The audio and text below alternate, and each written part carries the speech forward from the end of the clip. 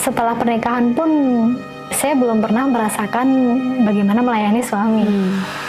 Maghrib itu dia sudah pamit. Pada kenyataannya malam itu dia tidak kembali ke rumah. Qadarullah yang terjadi setelah 3 bulan, bukannya dia ngejemput saya gitu, tapi jatuh talak 3 lewat WhatsApp.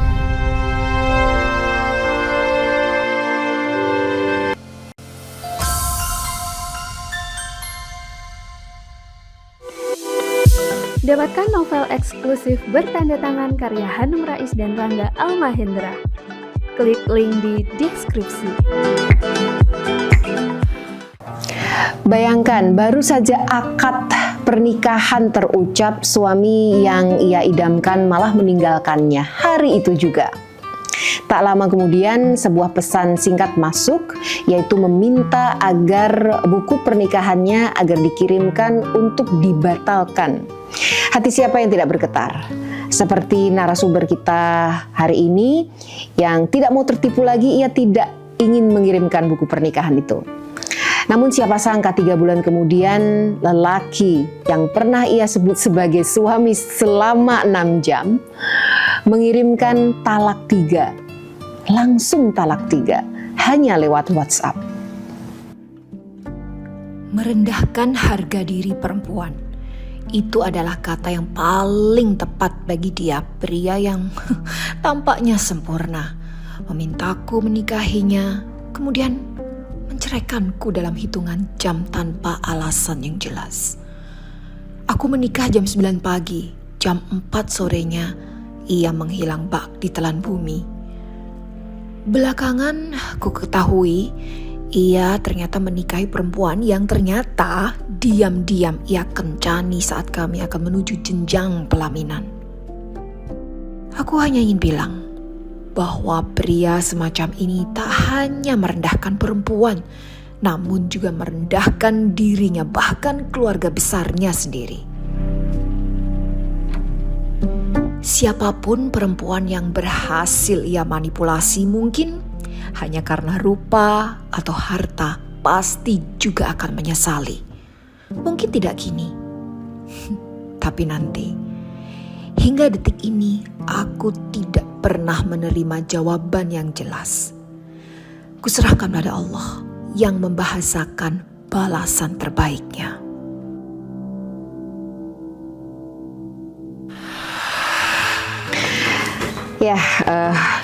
Miris, merinding, terharu gitu ya dengar cerita Mbak Indri Kusumastuti.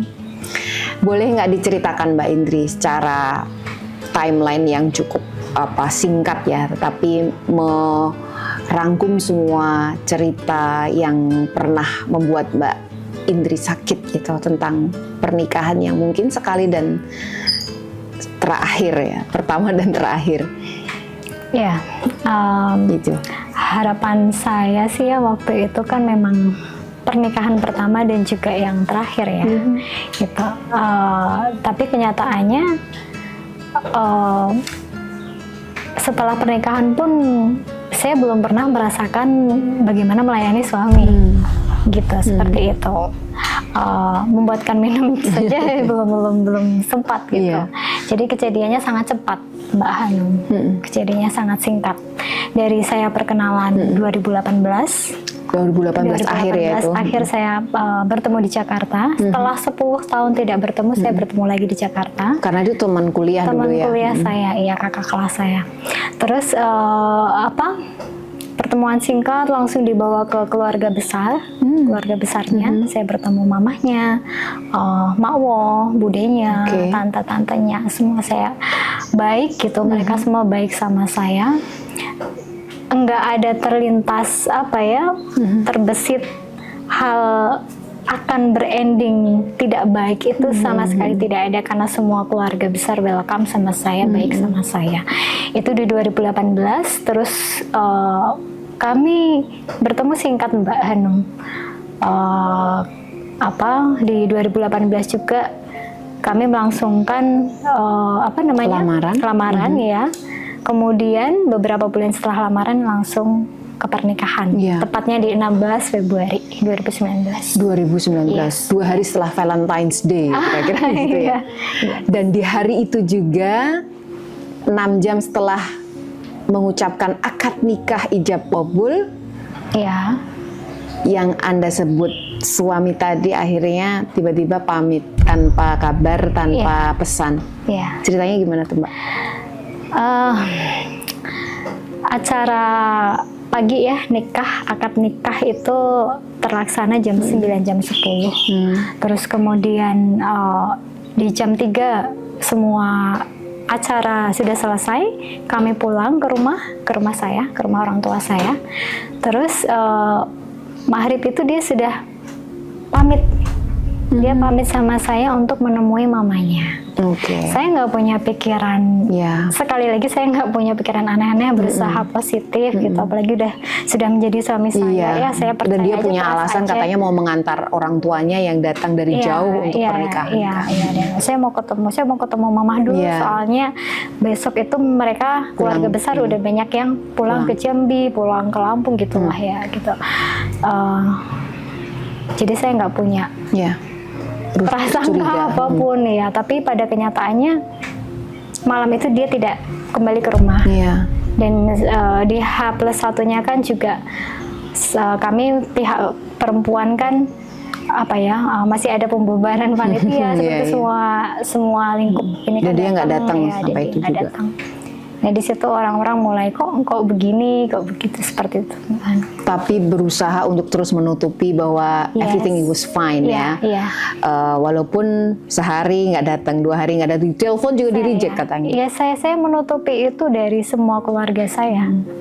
Sampai ibaratkan saya sudah mendaftarkan ke pengadilan agama itu, keluarga besar baru tahu pun itu tahunya karena ponakan saya, moto saya lagi sakit, dikirimkan ke pihak keluarga. Nah di situ baru loh kenapa ini, kenapa Indri, terus satu persatu mereka baru telepon dan datang.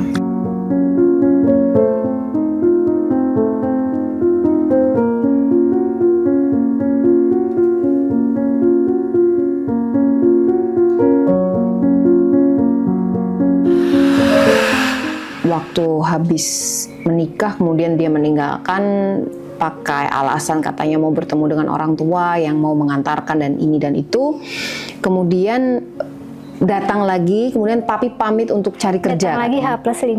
Dia datang lagi H+5 karena ada baju-baju yang harus dikembalikan kayak gitu. Terus banyak peralatan gitu yang harus dikembalikan. Terus dia sempat nganterin untuk mengembalikan, hanya singkatnya kita hanya 1 jam kurang lebih. Terus selesai itu dia pamit ke bapak ibu saya bahwa saya mau ke Jawa Timur dulu, saya nggak usah sebut kota nih, ke Jawa Timur dulu, saya mau kerja gitu, nanti saya kesini lagi jemput Indri setelah 3 bulan dia bilang gitu. Tapi ya qadarullah yang terjadi setelah 3 bulan bukannya dia ngejemput saya gitu, tapi jatuh talak 3 lewat WhatsApp.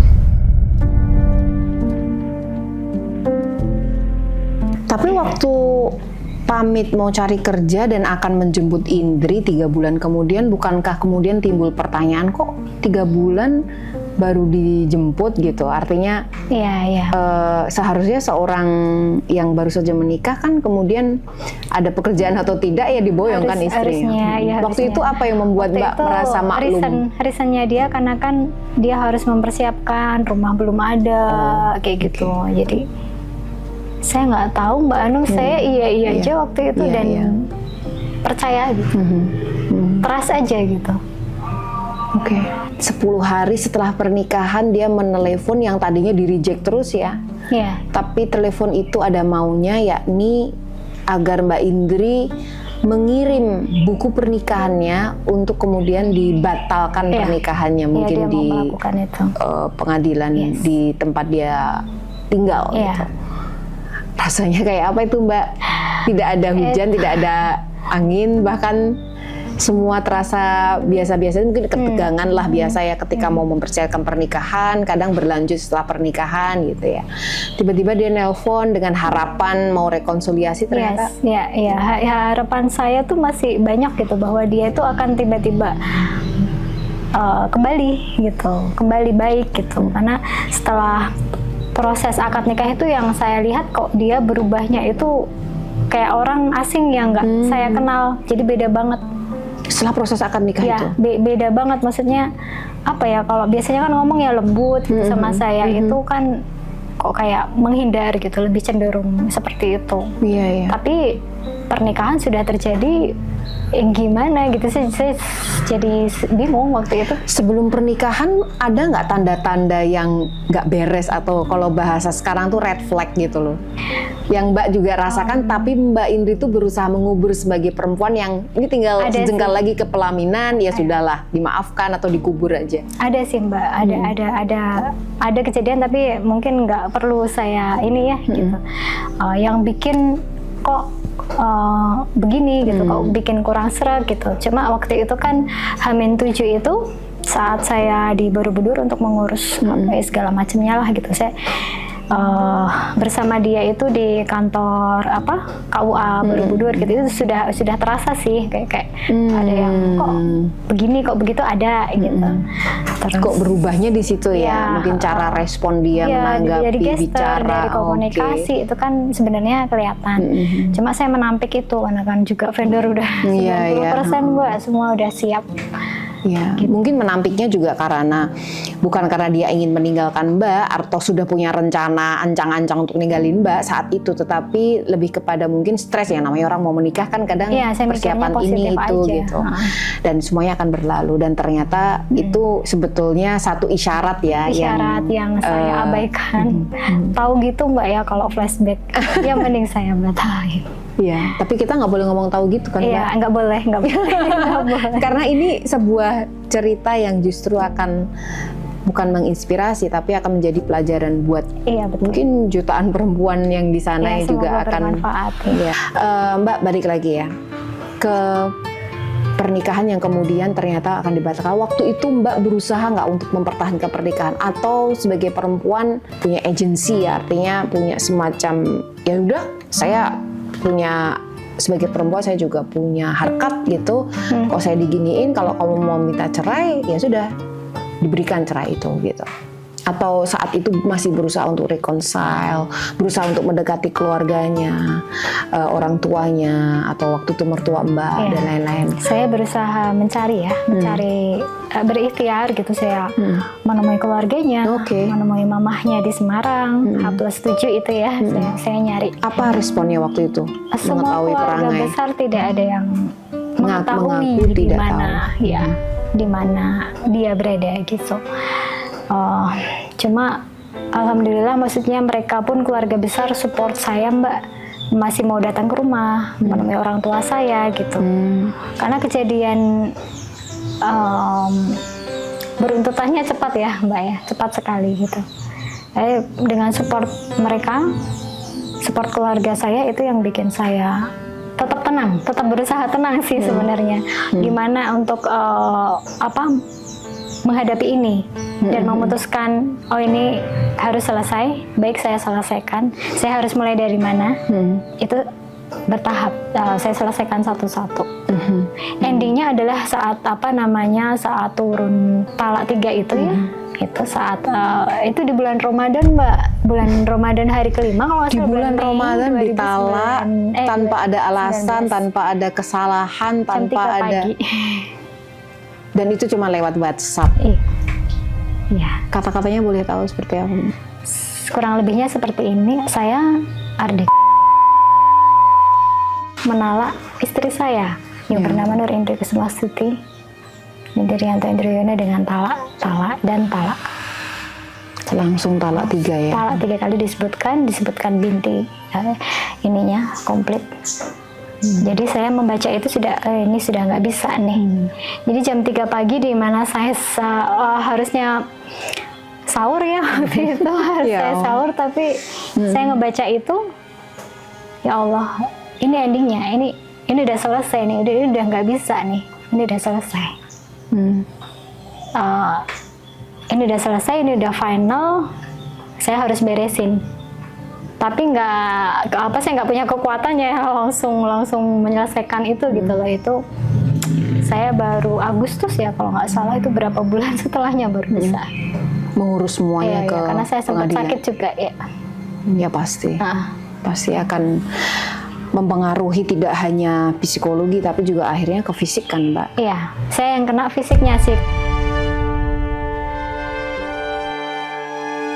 Mbak, pastinya support system dari orang tua ya waktu itu melihat anak bungsunya perempuan dan mungkin juga udah mengeluarkan banyak biaya gitu.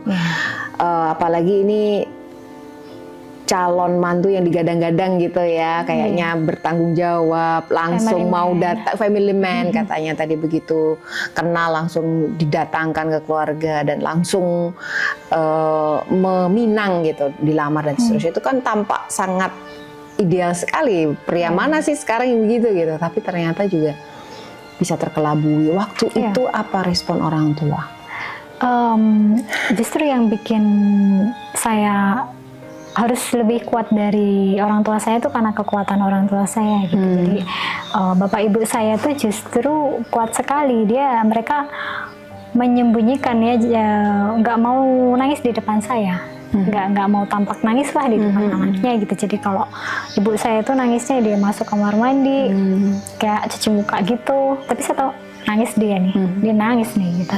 Nangis dan merasa bahwa betapa ada takdir yang sebegitu beratnya harus diterima oleh kita sih yang ini gitu anaknya. Kan. Terus justru yang reaksinya itu sangat ini ya, maksudnya sampai nangis gitu, itu mantan mamah mertua saya.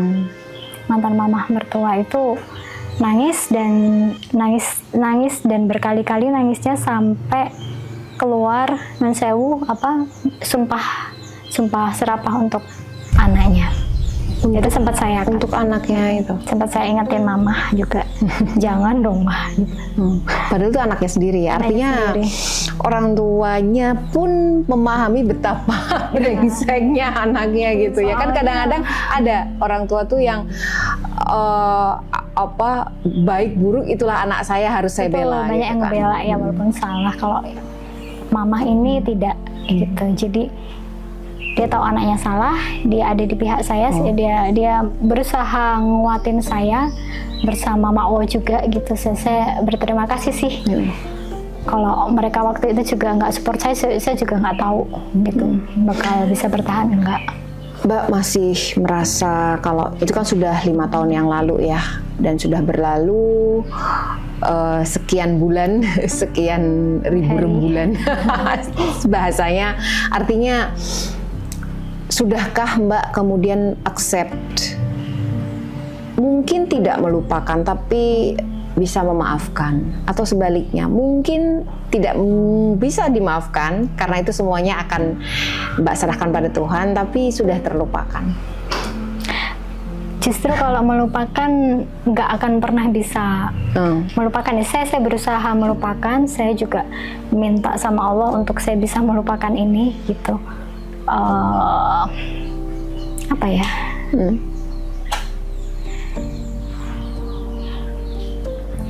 Ya sudah terjadi gitu. Harus saya terima.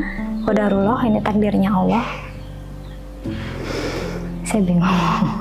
Artinya sekarang ini rasa yang dirasakan ketika tiba-tiba nih sedang mau tidur, ya selama kita nggak amnesia kan kadang kenangan itu muncul. Ada gitu. sih, iya betul. Itu apa rasa yang? Sesekali masih.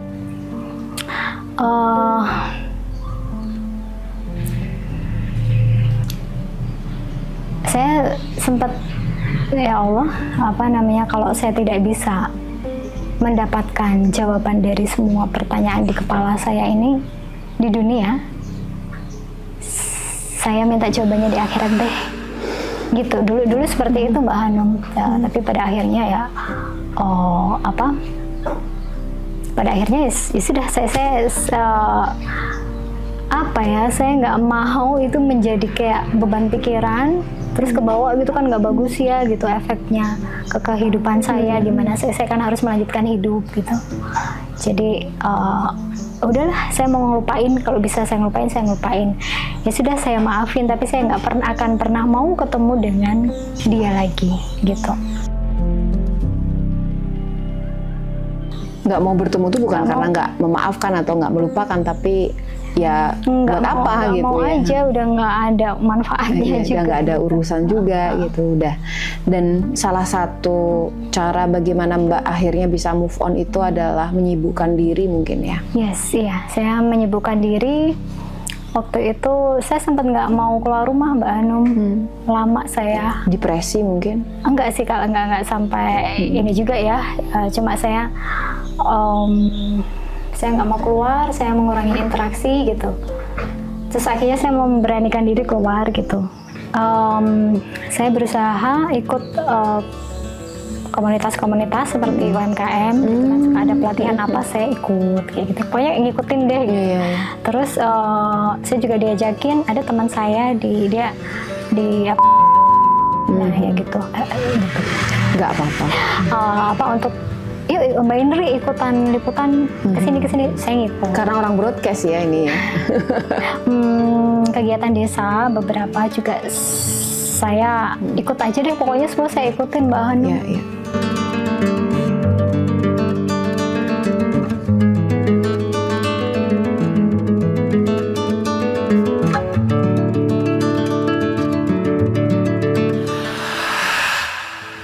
Mbak, kalau boleh balik lagi sedikit ya, misalnya Mbak meskipun ya nggak pengen mengungkit lagi masa lalu, luka lama, tapi sebagai orang kan kadang-kadang bertanya-tanya ya, alasan apa sih dia meninggalkan saya gitu. Kan ini kan nggak memberi pesan, nggak memberi alasan, nggak memberi apa, kesalahan juga tidak ada gitu. Orang belum berperan sebagai istri saja gitu sudah ditinggalkan. Artinya hal itu kan pasti menghantui ya. Kenapa kamu saya tidak butuh untuk kembali, saya cuma butuh mengapanya. Setelah tahu kan pelong, oh ya sudah, apapun itu alasannya. Tapi kalau enggak kan jadi semacam istri gitu ya. Tadi agak gregetan nih, soalnya Mbak kan cerita ya untuk melangsungkan pernikahan yang cukup ya besar ya, bisa dibilang ya. Kan biayanya kan dari perempuan nih paling banyak ya. Ada nggak perasaan atau keinginan waktu itu, oke lah saya udah nggak peduli lo mau ninggalin gue, mau meninggalkan saya dalam keadaan seperti ini tanpa alasan, tapi balikin dong duitnya baru seminggu gitu ya, nggak ada seminggu tiba-tiba udah ditalak gitu. Pernah nggak Mbak seperti itu? Karena dia harus tanggung jawab dong. Nggak pernah. Enggak. Saya udah capek banget sih waktu itu ya, karena setelah acara pun banyak yang harus diselesaikan gitu. Tapi orang yang saya harap membantu saya nggak ada gitu kan. Jadi saya harusnya menyelesaikan sendiri bersama keluarga saya gitu. Tapi ada support dari mantan mama mertua saya itu ya, dia ada sempat bantu, tapi maksudnya ya apa, tidak banyak gitu. Tapi maksudnya support itu ada gitu. Saya membayangkan ya mengambil sebuah intisari ya dari pernikahan yang hanya berlangsung sekian jam ini ya, kemudian ditinggalkan, kemudian jatuh talak 3 bulan kemudian, tetapi dengan di bulan Ramadan. Di bulan Ramadan dan dengan proses yang luar biasa tadi, artinya jangankan nafkah batin, nafkah lahir aja dia nggak peduli gitu ya. Kalau boleh tahu Mbak, waktu itu kira-kira menurut Mbak Tengarai, apakah yang membuat dia meninggalkan Mbak? Wanita. Itu saya bisa menjawab pertanyaan saya itu yang ibaratkan itu pertanyaan berbulan-bulan nggak pernah terjawab gitu. Setelah saya ketok palunya gitu, itu jadi seperti bermunculan sendiri gitu loh. Kayak bukti-buktinya tuh ada masuk. Nah dari situlah saya menyimpulkan, saya berusaha menyimpulkan sendiri what the reason sih, apa sih alasannya gitu. Saya simpulkan sendiri kalau jadi sebelum bertemu dengan saya melangsungkan pernikahan itu kemungkinan besar menurut saya ya dia sudah bertemu dengan wanita lain yang mungkin lebih serak menurut dirinya gitu, yang membuat dia lebih ini wanita yang saya cari deh, bukan Indri gitu. Dan kenapa kalau memang seharusnya itu wanita yang lebih dia srekin gitu, kenapa nggak berusaha terus terang ketika semuanya tuh sudah terlanjur gitu kan? Karena kan ini ada biaya psikologis ya, ada beban psikologis yang kalau andai kata dia mengatakan oke, nggak jadi di awal dan gitu, Mbak juga nggak peduli kalau sama perempuan yang mana, tapi ini kan seperti maaf ya, nggak mau rugi gitu loh dia yang rugi ya kan.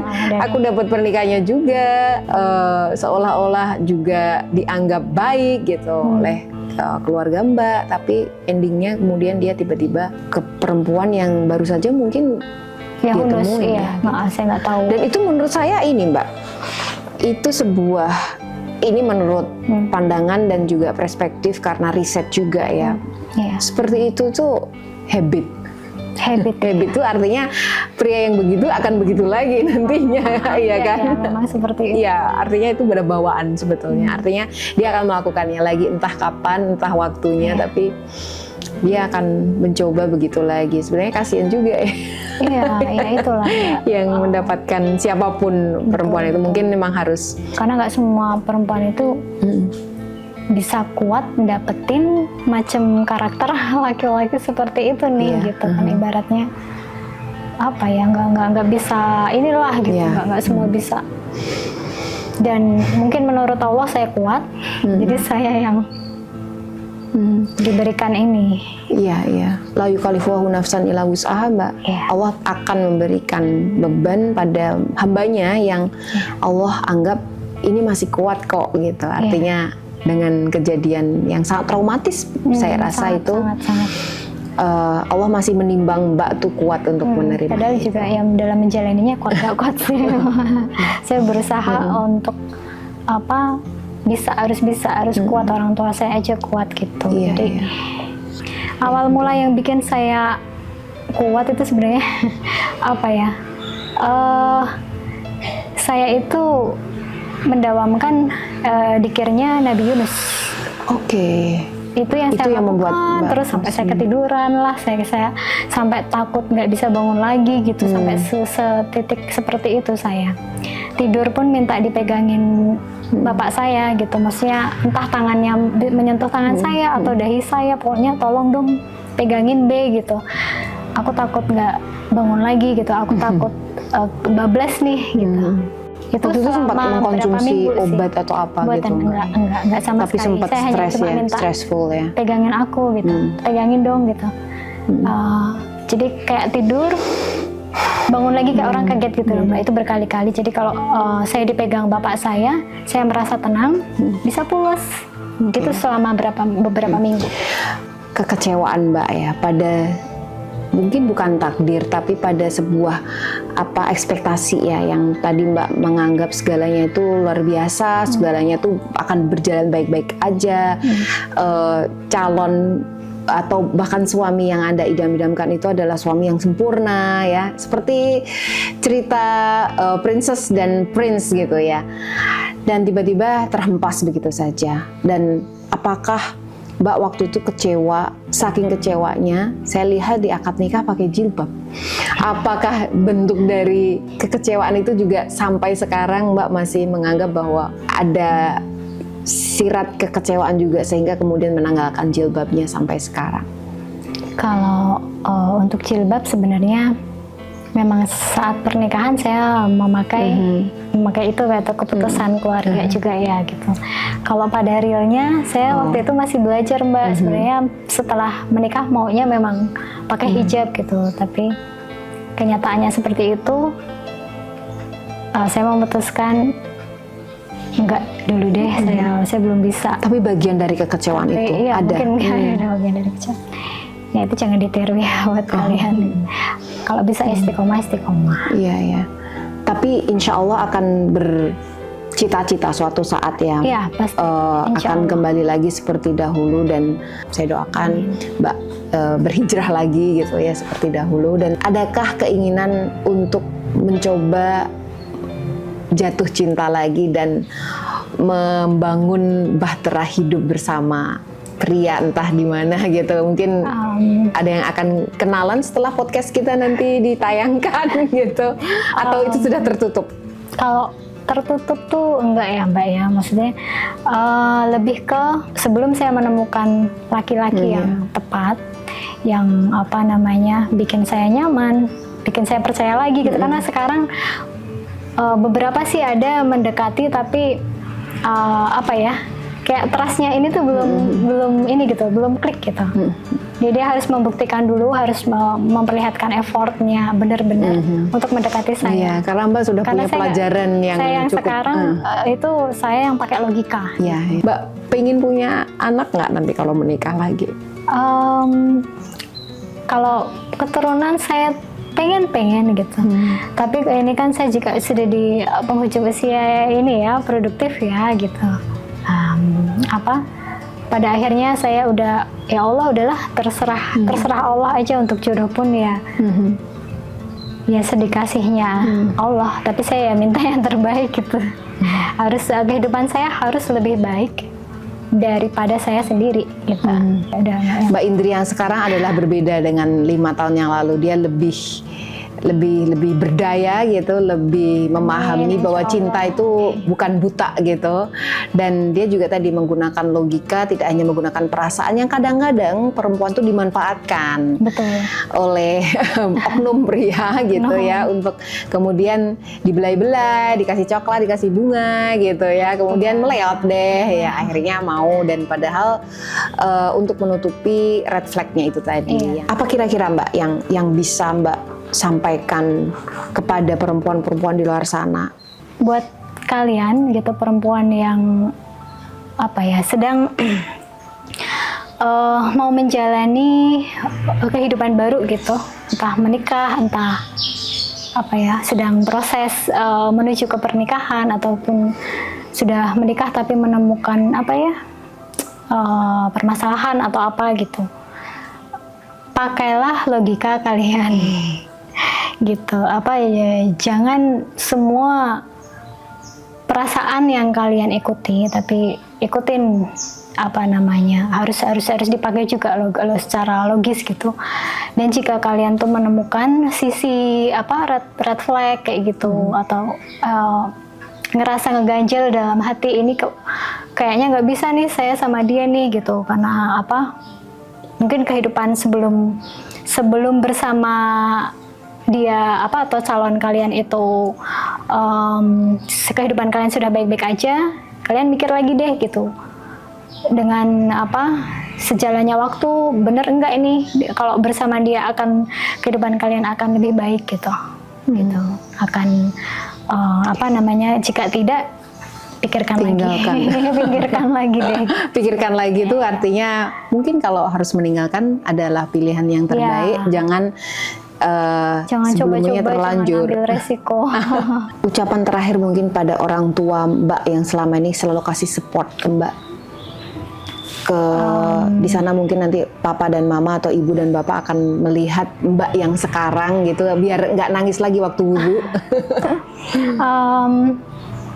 Apa ya, kalau buat bapak ibu di rumah, terima kasih ya, lebih ucapan kayak matur nuwun, udah kuat banget gitu, udah tatak gitu. Jadi kekuatannya kalian itu yang bikin saya masih bertahan gitu.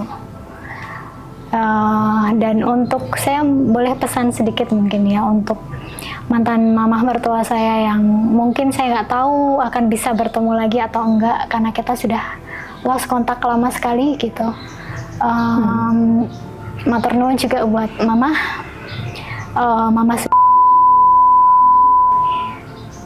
matur nuwun, udah saat kondisi sulit saya, mama ada, orang tua saya ada, keluarga besar saya ada, keluarga Wonosobo saya ada, kakak kandung saya, kakak ipar saya selalu ada buat saya. Kalau kalian nggak support saya waktu itu, saya nggak ngerti. Untuk mama, saya nggak tahu apa kita bisa ketemu lagi apa enggak, Karena saya juga mengamati terus mah, walaupun kita sudah lost kontak gitu, saya mengamati mama lewat Makwo gitu. Mama baik-baik aja, saya udah bersyukur alhamdulillah.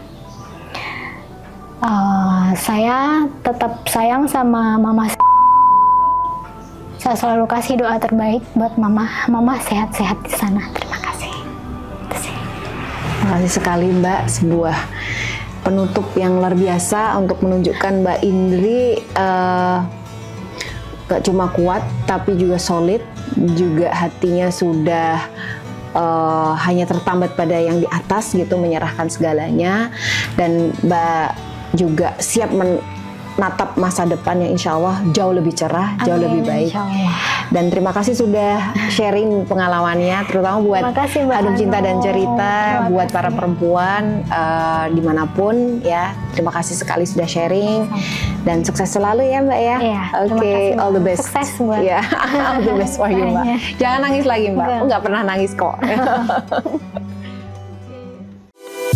Dapatkan novel eksklusif bertanda tangan karya Hanum Rais dan Rangga Almahendra.